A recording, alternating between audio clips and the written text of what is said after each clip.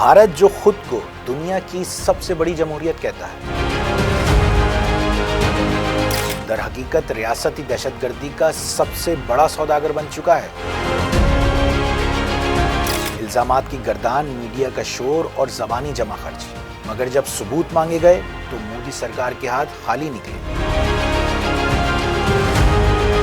न वीडियो, न ऑडियो, न कोई शवाहिद, सिर्फ झूठ, नफरत और ड्रामा। लेकिन पाकिस्तान ने सिर्फ बात नहीं की, सबूतों के साथ भारत का मकरू चेहरा दुनिया के सामने बेनकाब कर दिया। भारतीय फौजी अफसरान की गुफ्तगू, दहशतगर्दों को फंडिंग, बारूदी मवाद, ड्रोन और मुकम्मल नेटवर्क, सब कुछ सामने रख दिया गया। लड़कों में क्या होता है, एक ऑपरेशन करने के बाद वो पागल हो जाते हैं। अब भारत की रियासती दहशतगर्दी कोई इल्जाम नहीं, बल्कि एक नाकाबिले तरदीद हकीकत है और दुनिया अब आंखें बंद नहीं रख सकती। DGISPR लेफ्टिनेंट जनरल अहमद शरीफ चौधरी ने भारत का वो चेहरा दुनिया को दिखाया जो दिल्ली की गलियों में छुपाया जा रहा था। This is just one small part of the state-sponsored terrorism that is being prosecuted by India. Press conference में उन्होंने भारत की खुफिया चालों, दहशतगर्द नेटवर्क्स और दहशतगर्दों की तरबियत के नाकाबिले तरदीद सबूत पेश किए। जब आपको इसको यूज करना है, आपने इसको हटाना है।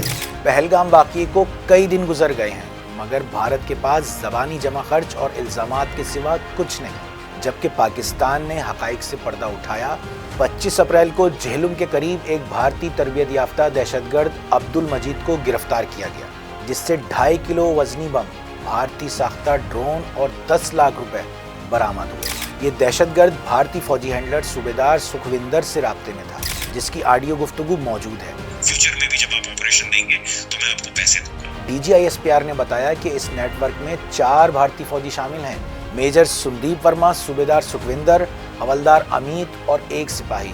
भारत से भेजे गए वीडियोस में बम बनाने की तरबियत दी गई। मेजर संदीप ने खुद तस्लीम किया कि वो बलूचिस्तान से लाहौर तक दहशतगर्दी फैला रहा है। बलूचिस्तान से लेके लाहौर तक मेरा जो नेट है बैठा हुआ है।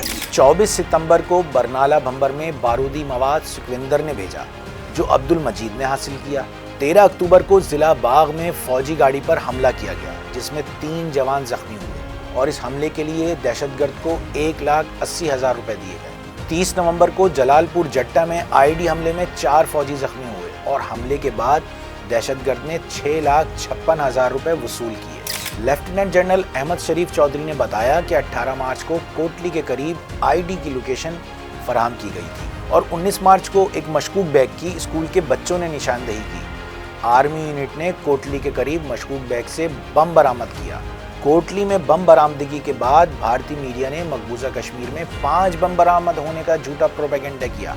22 अप्रैल 2025 को सुखविंदर ने नदाला के करीब IED की डिलीवरी की। 23 अप्रैल को सुखविंदर ने दहशतगर्द को बस स्टैंड पर बम हमले का टास्क दिया। बस स्टैंड देखना, अच्छा सा कोई बस स्टैंड। भारत दहशतगर्दों को बारूद, पैसा और ड्रोन भी फराहम कर रहा है। ये कोई फिल्मी सीन नहीं, बल्कि भारत की सरकारी दहशतगर्दी की हकीकत है।